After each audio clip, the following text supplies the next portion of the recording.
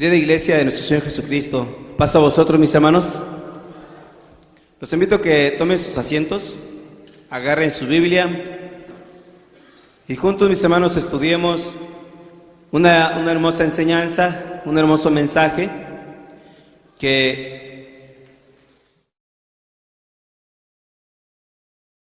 nuestro Padre Celestial de una u otra manera siempre nos deja saber, ¿verdad?, las necesidades que se encuentra dentro de la iglesia, y aún para todas aquellas personas lindas que el día de hoy nos vayan a estar escuchando.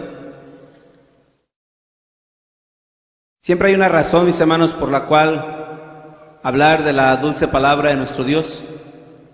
En muchas ocasiones la palabra de Dios nos invita a que solamente tiremos el anzuelo como aquel pescador, sin saber qué o cuántos pescados va a pescar el día en que decidió ir a pescar.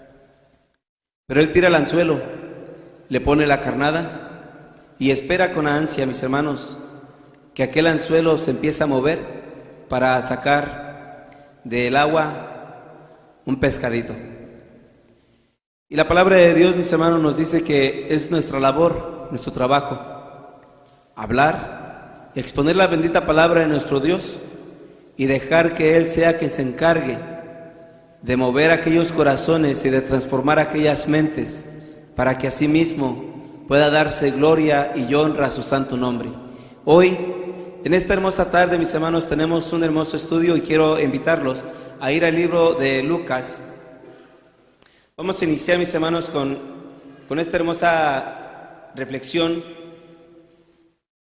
Nuestro Señor Jesucristo buscó mil maneras para dejarnos saber, para darnos a entender sus dulces mensajes, y en esta ocasión no es la excepción, mis hermanos, pues en el capítulo 6 del verso 47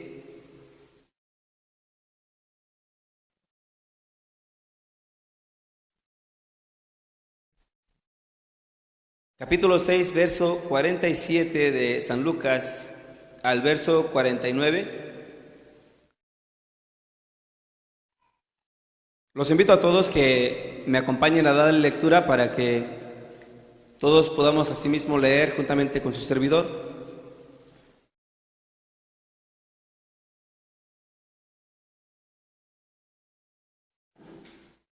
Muy bien, estando todos allí, la lectura dice de la siguiente manera: todo aquel que viene a mí y oye mis palabras y las hace, os enseñaré a quién es semejante.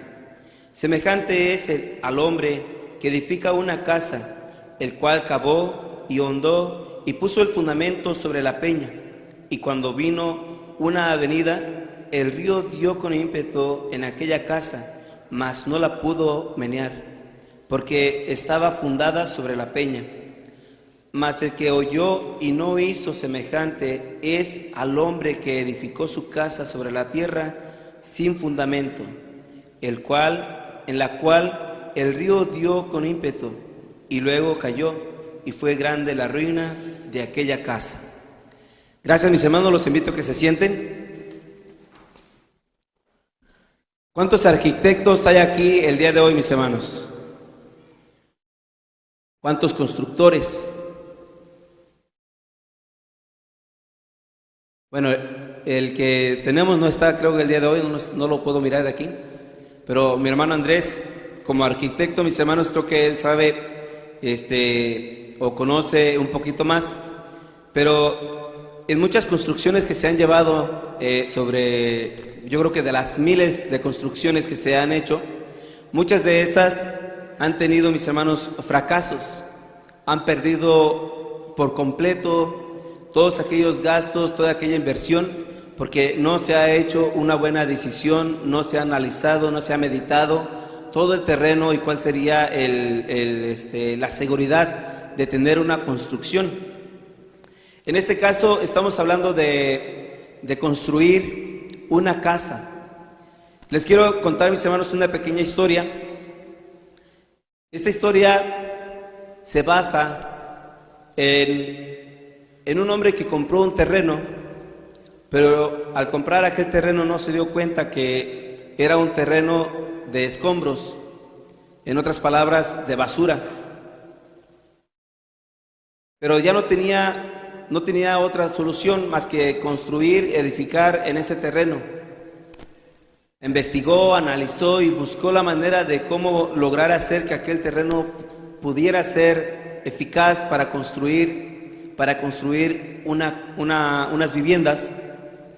El hombre contrató maquinarias, contrató a los mejores arquitectos, a los mejores constructores, y empezó entonces a construir una pequeña ciudad en aquel terreno de escombros.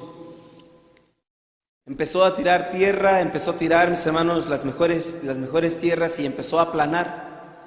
Llegó al punto de que logró anivelar aquella tierra de una manera tan perfecta que toda aquella ciudad se miraba de una manera hermosa. En el paso del tiempo, al empezar a caer las lluvias, empezó a ocasionar problemas. ¿Por qué? Porque el agua, mis hermanos, empezó a filtrarse en medio de lo que era el escombro con tierra, y empezó a hacer, mis hermanos, que aquel lugar plano, hermoso, aquella ciudad que había sido construida de la mejor manera, sus paredes empezaran a craquearse, las carreteras empezaran a inundarse, los parques que se habían construido empezaran a desfigurar todo lo hermoso que se encontraba en aquel lugar. En esto podemos darnos cuenta que este hombre que edificó aquella ciudad, la edificó ¿sobre qué? Sobre algo incierto, algo inseguro, porque no tenía solidez donde él empezó a fundar aquella ciudad. Nosotros notemos entonces que nuestro Señor Jesucristo hace reflexión a aquella construcción que es necesario, una sobre la roca y la otra sobre la ¿qué? Sobre la arena. La pregunta es, si nosotros fuéramos dueños de un terreno, ¿cómo nos gustaría construir nuestra casa? Usaríamos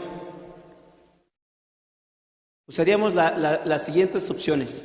Vamos a ir al libro de Proverbios, en el capítulo 24.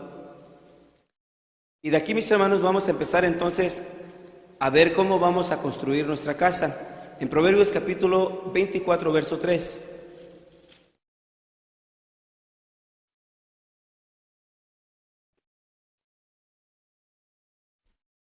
Con sabiduría se edificará la casa, y con prudencia se afirmará. Nosotros, como dueños de casa, como dueños del terreno, lo primero que tenemos que tener que es sabiduría, conocimiento del terreno, porque necesitamos construir nuestra casa sobre un lugar sólido. Tenemos que tener mucha prudencia. Siguiente paso. Primera carta a los Corintios, en el capítulo 3, verso 12. Recuérdense, mis hermanos, las cosas importantes que son para empezar la construcción de una casa.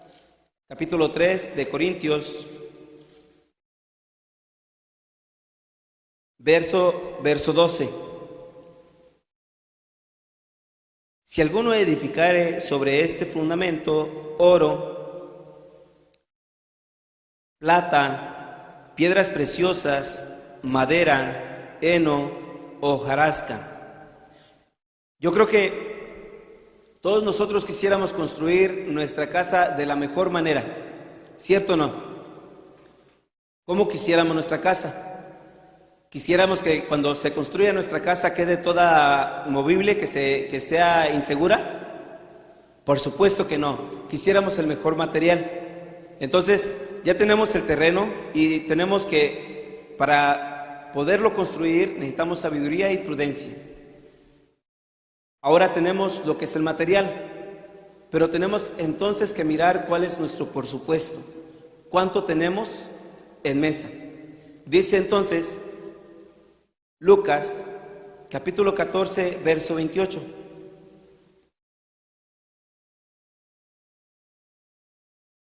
Lucas 14, verso 28.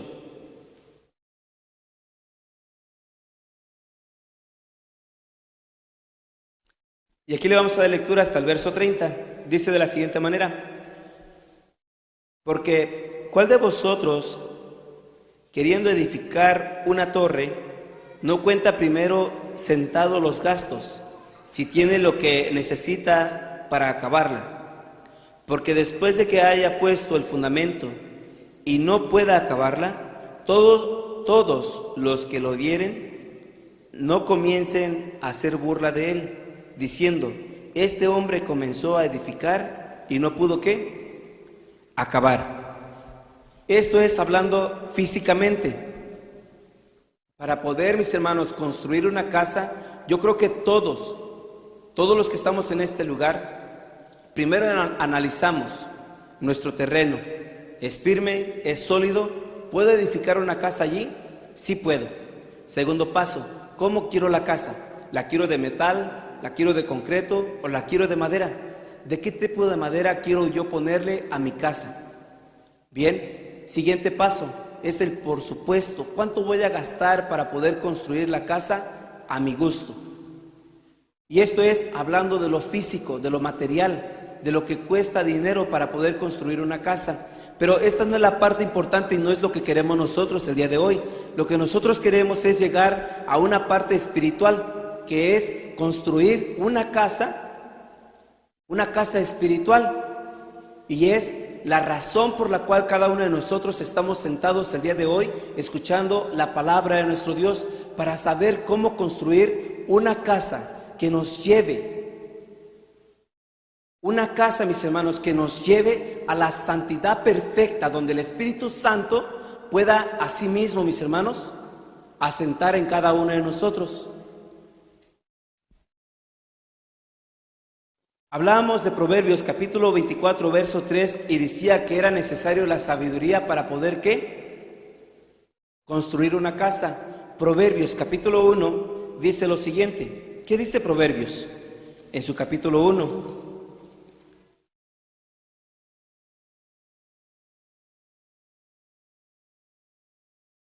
En muchas ocasiones se llega a escuchar, se llega a decir: yo creo en Dios, yo temo a Dios. Y yo siempre he tenido la pregunta y la curiosidad: ¿por qué crees tú en Dios y qué crees de Dios? ¿Qué es lo que creemos de Dios? ¿Por qué crees en Dios?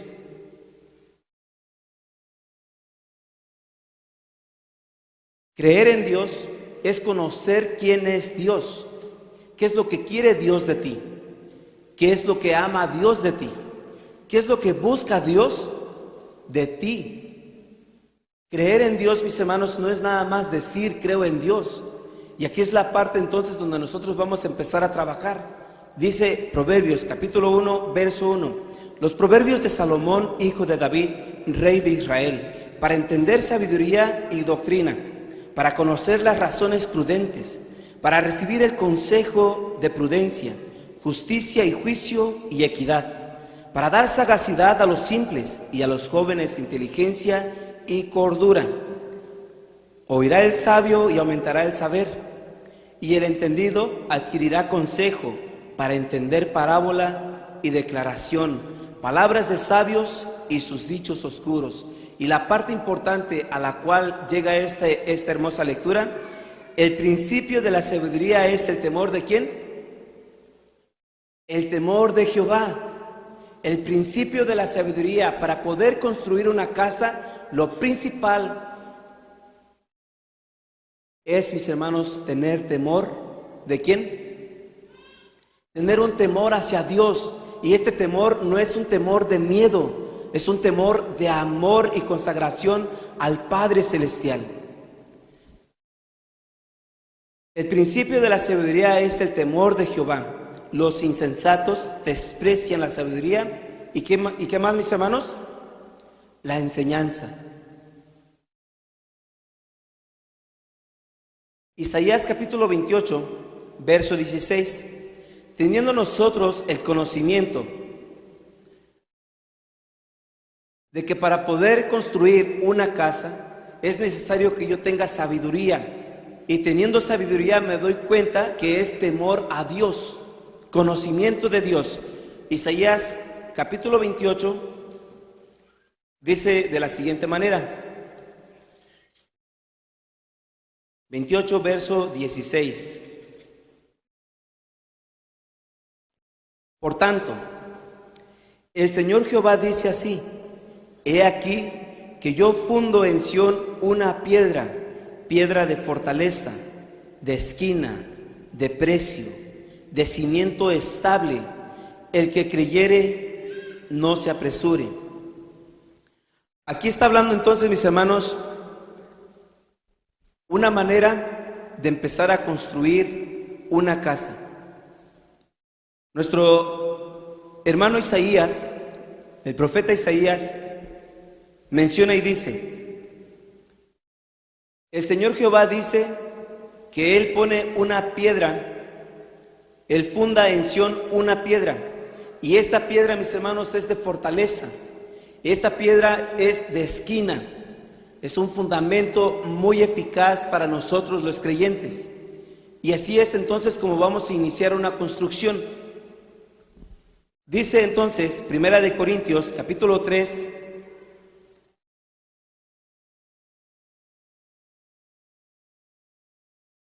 Primera de Corintios, capítulo 3, verso 11. Porque nadie puede poner otro fundamento que el que está puesto, el cual es, ¿quién, mis hermanos? El cual es Jesús. Hay un fundamento. Hay una piedra, mis hermanos, que se conoce como esquina o piedra de ángulo, y es Jesús. Quiero que quede muy claro este mensaje: no es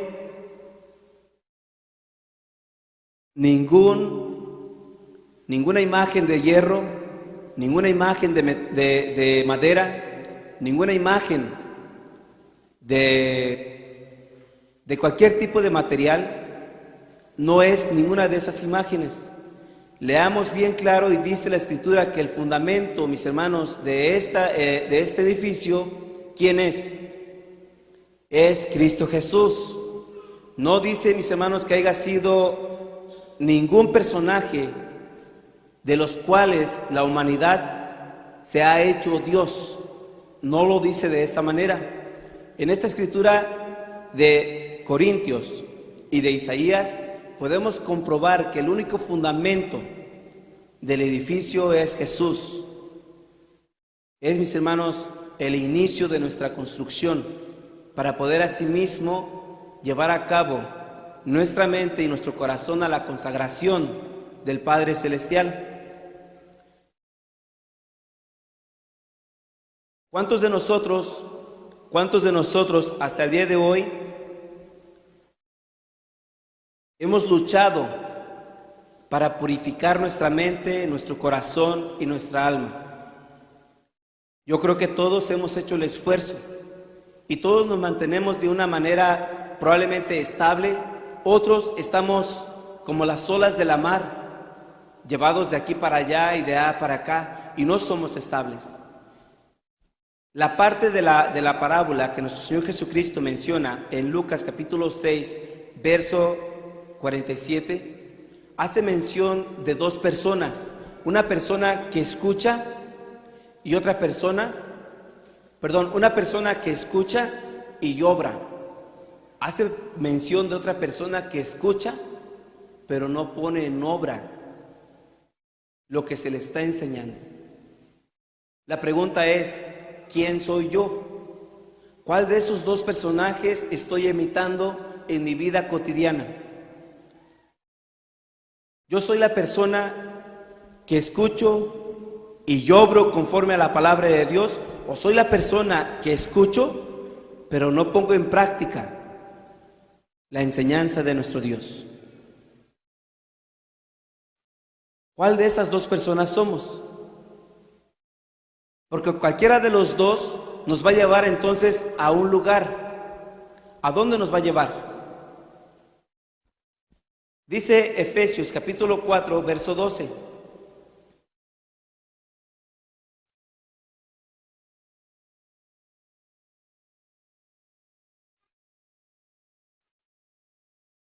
Efesios capítulo 4, verso 12. Y esto va a ser hasta el verso 15, y dice de la siguiente manera: para perfección de los santos, para la obra del ministerio, para edificación del cuerpo ¿de quién? De Cristo. ¿Cuántos estamos aquí para edificar sobre el cuerpo de nuestro Señor Jesucristo? Todos los que estamos aquí estamos con ese pensamiento. Hemos venido para edificar un templo en Cristo Jesús. Siguiente parte: hasta que todos lleguemos a la unidad de la fe y del conocimiento del Hijo de Dios, a un varón perfecto y a la medida de la edad de la plenitud de Cristo. Para poder llegar, mis hermanos, a esta etapa, es necesario entonces que cada uno de nosotros empecemos en nuestro ministerio, en nuestra vida, esta parte o esa frase que se dice fe. ¿Fe en quién? Fe en nuestro Padre Celestial y fe en Jesús. Esta fe es necesaria que llegue a una medida, a una plenitud. Y eso es a la medida o a la plenitud de nuestro Señor Jesucristo. Es necesario que cada uno de nosotros aumentemos y trabajemos en esas áreas donde aún nos cuesta mucho trabajo para lograrlo. La siguiente parte dice: que ya no seamos niños flotantes y llevados por doquiera de todo viento de doctrina, porque por estratagema de hombres que para engañar emplean con astucia los artificios de error. Antes, siguiendo la verdad en el amor, crezcamos en todas cosas en aquel que es la cabeza, a saber, Cristo. Nos invita a las Sagradas Escrituras que dejemos de ser como niños flotantes. ¿Cómo es un niño? ¿El niño puede decidir por sí propio? No, en ninguna manera. Los niños dependen de los padres, porque los niños se atienen a que el padre lo cambie, a que el padre lo mueva de la cama a la cuna, de la cuna a la mesa, de la mesa y para todas partes en la casa. El niño no depende de sí mismo. Nosotros no somos niños, nosotros somos personas adultas, y nos invita el apóstol Pablo que dejemos de ser como pequeños y entonces que entremos a una edad madura para poder asimismo tomar decisiones propias, tomando en cuenta que es bien importante seguir el camino de la verdad. El camino de la verdad, mis hermanos, nos llevará a la libertad. Entonces, ¿cómo nosotros vamos a empezar a construir un edificio? Hablábamos que no sé cuál sea el gusto de cada uno de ustedes, pero para mí, para mi gusto, me encantaría una casa que sea de metal, y me encantaría que aquella casa tenga unas ventanas grandes, enormes, y que aquellas ventanas, aquel vidrio, sea un vidrio muy fuerte, muy resistente para el viento, para las piedras, incluso si fuera posible hasta para las balas. Me encantaría una casa así, y que pudiera yo mirar todo el panorama, todo lo que se mirara.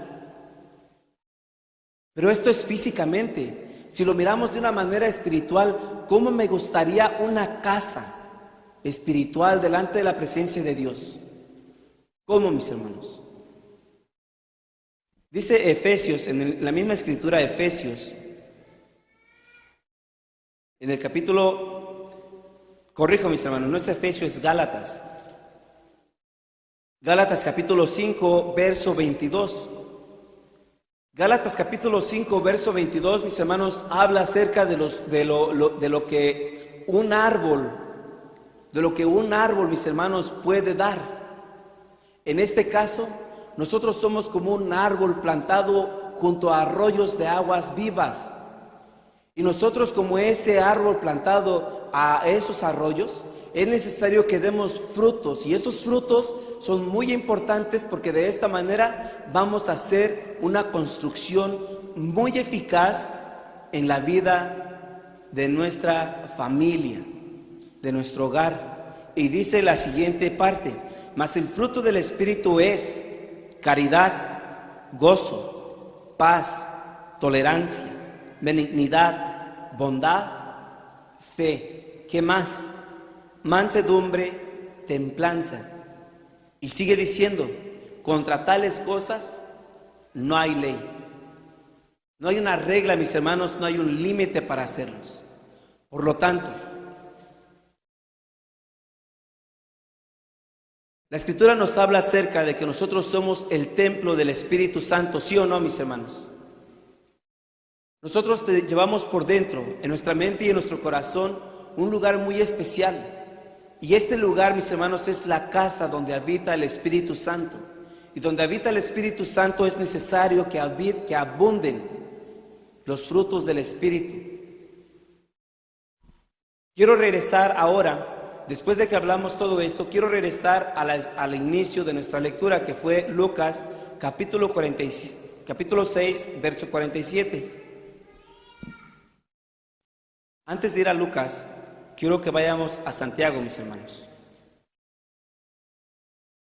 Santiago nos habla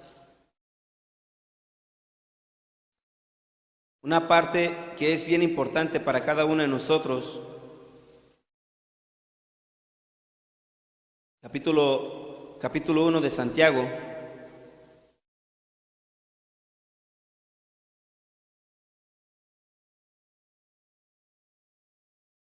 Es cierto que probablemente por el mucho tiempo que tenemos dentro de la iglesia, escuchando la palabra de nuestro Dios, probablemente en muchas ocasiones se nos pasa por alto o somos descuidados, no ponemos atención en detalles importantes, en lo cual la Escritura nos recuerda cómo llevar a cabo nuestra vida delante de nuestro Dios.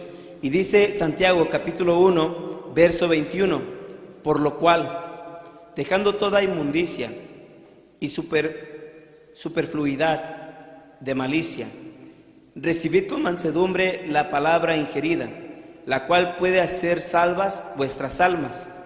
Mas sed hacedores de la palabra y no tan solamente oidores, engañados a vosotros mismos.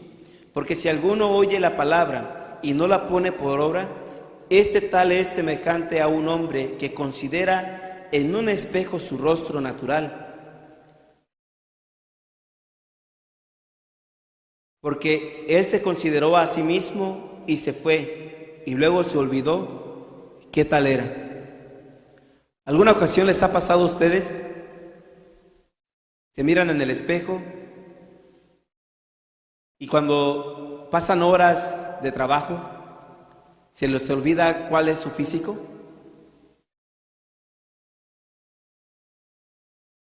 Yo creo que no. Yo creo que cada uno de ustedes tiene bien grabada su imagen, su belleza, así como nuestro Padre Celestial los crió. Y yo creo que no se olvidan de ella. Es cierto, vuelven a verse en el espejo, pero no porque se les haya olvidado. Vuelven a verse en el espejo para hacerse un pequeño detalle más, ¿verdad? Pero, mis hermanos, esta es una manera hermosa de darnos a entender de cómo en muchas ocasiones suele suceder que escuchamos la palabra de nuestro Dios y se nos olvida el mensaje, se nos olvida el enfoque, se nos olvida el propósito y la razón por la cual cada uno de nosotros asistemos sábado con sábado delante de la presencia de Dios. Se nos olvida la razón por la cual hemos sido llamados. Pero aquí estamos. Y es un bonito ejemplo de obediencia delante de la presencia de nuestro Dios. Pero es un granito de arena que podemos agregar aún más todavía. Un paso más para esforzarnos a hacer aquellas cosas que son agradables delante de nuestro Dios. Ahora sí, quiero que vayamos a Lucas. ¿En qué capítulo dijimos que estaba? Capítulo 6. Capítulo 6, mis hermanos, verso 47 al 49. No lo vamos a leer, solamente quiero, mis hermanos, que notemos la parte importante de edificar una casa sobre la roca. ¿Por qué es importante edificar una casa sobre la roca? En este caso ya no vamos a verlo literal, no lo vamos a ver físico. ¿Por qué es importante edificar una casa sobre nuestro Señor Jesucristo? ¿Por qué, mis hermanos? Primera, cuando vengan tentaciones, mis hermanos, si mi casa está sobre la roca, yo voy a vencer. Cuando vengan problemas, mis hermanos, cuando yo esté edificado sobre la roca, yo voy a vencer. Cuando vengan, mis hermanos, dificultades en mi vida, cualquiera que sea y cuán grande que sea la tormenta, cuán alto venga el río, yo voy a saber cómo vencer. Pero si mi casa fue construida sobre la arena, hay que pensar una y dos y tres y cuantas veces sea necesario, y hay que mover, mis hermanos, nuestra casa edificada sobre la arena a una roca. Vean, mis hermanos, la mentalidad de un siervo de Dios. ¿Ustedes han escuchado del rey David? Claro que sí. Y en todos sus escritos fue una persona que tenía una inspiración tan hermosa ante la santa presencia de nuestro Dios, de una manera tan hermosa que ha logrado que cientos de personas también puedan interesarse, se puedan motivar. Aún aquellas personas que se encuentran en camillas, que se encuentran enfermos, que se encuentran atormentados, cuando leen los salmos, estas personas logran motivarse, logran animarse. Y quiero invitarlos a ustedes que vayamos a ver a uno de sus escritos, y no va a ser al libro de los salmos. Vamos a ir, mis hermanos, a ver a uno de los libros que va a ser Samuel. ¿Sí se acuerdan de Samuel, mis hermanos? Vamos a ver en capítulo 22, y se me dan un segundo nada más para certificar. Sí, segundo libro de Samuel, capítulo 22.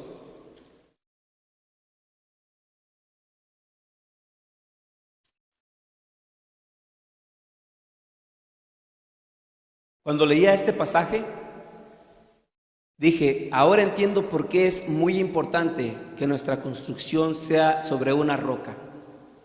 Y vean lo que dice David. David dice de la siguiente manera: y habló David a Jehová las palabras de este cántico el día que Jehová le había librado de la mano de todos sus enemigos y de la mano de Saúl. Nosotros no tenemos enemigos como David, que eran físicos, que eran gente de guerra, soldados, mis hermanos, que querían el reino de David. ¿Cuántos de nosotros tenemos un reinado? Nadie. Físicamente no, mis hermanos, pero aquí va la parte espiritual. ¿Cuántos de nosotros tenemos un reinado espiritual? Yo tengo un reinado espiritual porque soy hijo de un rey. Y mi rey, mi Padre Celestial, mis hermanos, el rey de cada uno de nosotros, nos ha dado un trono. Y ese trono, mis hermanos, es necesario que nosotros lo luchemos para poder vencer. Y esta lucha hemos aprendido que no es contra carne, sino contra milicias espirituales. Y Satanás no se va a detener para destruir lo que un día, con mucho esmero, con mucho empeño, lograste construir. Satanás no se va a detener. Si el día de hoy tú iniciaste una carrera espiritual, créemelo, que el primero que está de trompiezo en tu caminar va a ser Satanás, usando todas las estrategias para hacerte caer. Decía David, y dijo, verso 2, Jehová es mi roca y mi fortaleza y mi libertador, Dios de mi roca, en él confiaré, mi escudo y el cuerno de mi salud, mi fortaleza y mi refugio, mi salvador, que me liberas de la violencia. Invocaré a Jehová, digno de ser loado, y seré salvo de mis enemigos cuando me cercaron ondas de muerte y arroyos de iniquidad me asombraron. Me rodearon los dolores del infierno y me tomaron descuidado lazos de muerte. Tuve angustia, invoqué a Jehová y clamé a mi Dios, y él oyó mi voz desde su templo. Llegó mi clamor a sus oídos. La tierra se removió y tembló. Los fundamentos de los cielos fueron movidos y se estremecieron, porque él se airó. Subió humo de sus narices y de su boca fuego consumidor, por lo cual se encendieron carbones, y abajo los cielos, y descendió una oscuridad debajo de sus pies. Subió sobre el querubín y voló. Aparecióse sobre las alas del viento. Puso tinieblas alrededor de sí y mudó de pabellones, aguas negras y espesas nubes. Del resplandor de su presencia se encendieron ascuas ardientes. Jehová tronó desde los cielos, y el Altísimo dio su voz. Arrojó saetas y desbaratólos, relámpago y consumiólos. Entonces aparecieron los manantiales de la mar, y los fundamentos del mundo fueron descubiertos a la reprensión de Jehová, al resoplido del aliento de su nariz. Y así es Dios, mis hermanos. Dios es quien pelea nuestras batallas, pero siempre y cuando nosotros tengamos en mente que Él es nuestra roca sólida, que Él es nuestra roca firme, y que en Él, mis hermanos, se encuentra la fortaleza para poder destruir toda malicia espiritual que quiera estar en contra de nosotros. No tengan miedo y no tengamos miedo. Nosotros somos hijos del gran Dios, del Rey de Israel. Y si nosotros somos hijos del gran Rey, todos nuestros problemas, nuestros conflictos, nuestras necesidades, todo, mis hermanos, lo que el espíritu de Satanás quiera destruir, solamente con el puro respirar del Padre Celestial, las cosas del enemigo se deshacen, mis hermanos. Si es que este ha sido el mensaje, que tu fe no esté fundada, mis hermanos, como las olas de la mar, que tu fe esté fundada en Cristo Jesús como la roca firme, como la roca de fortaleza de tu vida. Deseo con todo mi corazón que este mensaje se vaya en sus mentes y en sus corazones. De mi parte, mis hermanos, paz a vosotros.